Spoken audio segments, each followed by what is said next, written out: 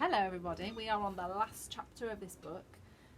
If you have got a book you'd really love to hear, let me know super fast, because I think this might take us today and tomorrow, but we certainly will need a new one by the end of the week. So if you got one you like, let me know. Okay, so this chapter is called The Wizardest Balloonist There Ever Was. 1, 2, 3, 4, 5, 6 little puppies asleep. Just you left awake, Tiny Toto. You're my best listener, you always are. Come up here and snuggle a little closer.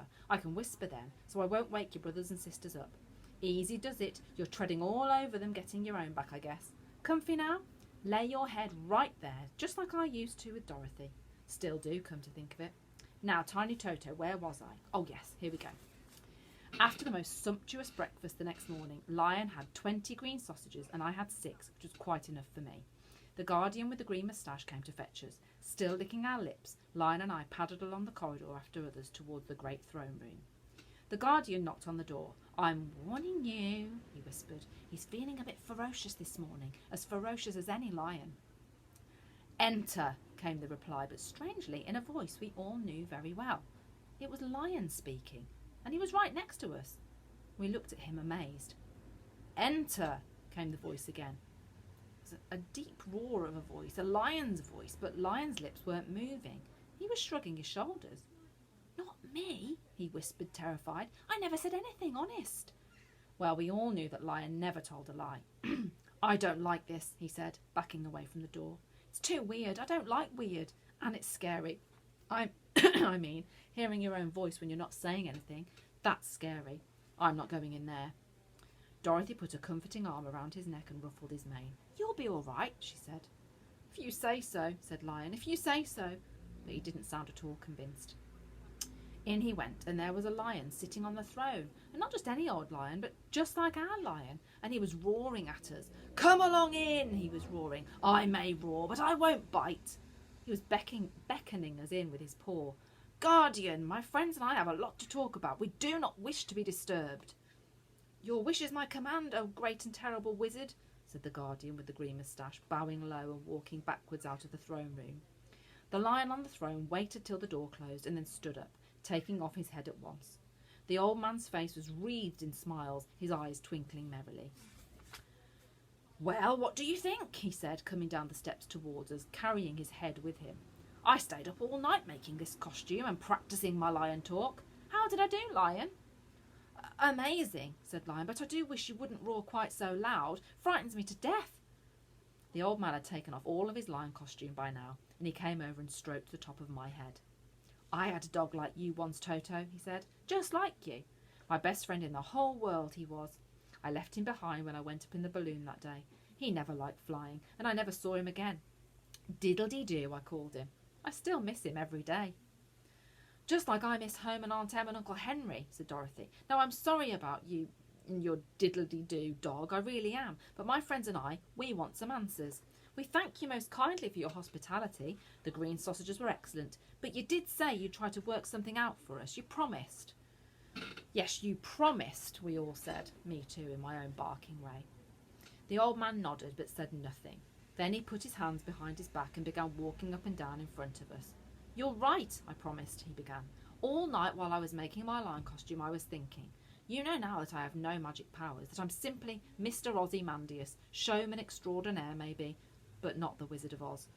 When you play many parts, as actors like me do, you have to understand not just about how people look and speak and feel, but about how people are, why they do what they do. Dorothy told me yesterday everything that has happened to you in all your adventures and what good friends you all are. She told it all so well that I feel as if I have known you, each of you, forever.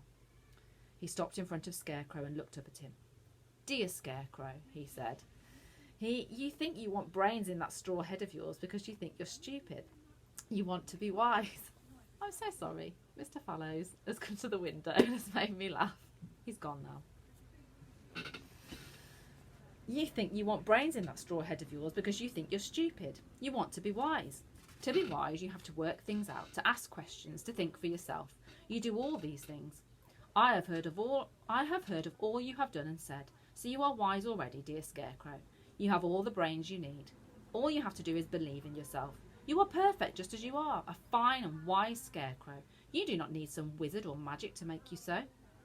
He came to Tin Woodman next. And dear Tin Woodman, you say you need a heart. Well, I've thought long and hard about you. I could indeed cut a hole in your tin chest and make you a pretty heart out of silk and stuff it in you and solder you together again.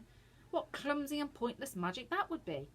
The thing you need to know, dear Tin Woodman, is that you don't need a silken heart of any other kind of heart. I have heard all you have done, so I know you have one already, a good and kind heart. Look around you, think about it. You have friends you love, and they love you. Could they love a heartless person? Why do you think you are moved so easily to tears? Why do you cry so much?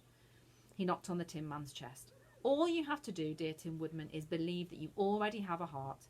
Believe me, you have all the heart you need, but you don't have to believe me. Ask your friends, they will tell you. And we did, all of us in our own way. Woofing is my way. As for you, my dear Lion, he went on, stroking Lion's golden mane, who says he has no courage? Well, excuse me, but you really should know yourself better. Yes, you are fearful sometimes, but you conquer your fear, and this is true courage. A brave lion who knows no fear is not brave at all. What do you want, some magic green medicine? I could pour down your throat and fill you up with courage. You don't need it. I've heard of all the brave things you have done, so I know you already have the courage you need to be a king of all beasts, king of the jungle. Really? Said the lion. Are you quite sure? Quite sure, replied the old man. But what about me and Toto? Dorothy asked. How are we ever going to get back to Kansas? Well, this is a little more difficult, I'm afraid, he began, but in a way, it was your little Toto here who gave me the idea that I might be able to help. I was trying to work out what I had done, but could not think of anything. You see, said the old man, I've been here many years, and I should like to go home myself. Home is home, said Dorothy quietly, and home is best. Undeniable, said the old man. Woof! I woofed. We're going to take a break there and we'll finish it off tomorrow. So we've got half a chapter and then the very, very last section. Okay, but if you've got any story ideas you'd like, let me know. And if you're listening to this in class, let your teachers know. Okay, right. See you tomorrow.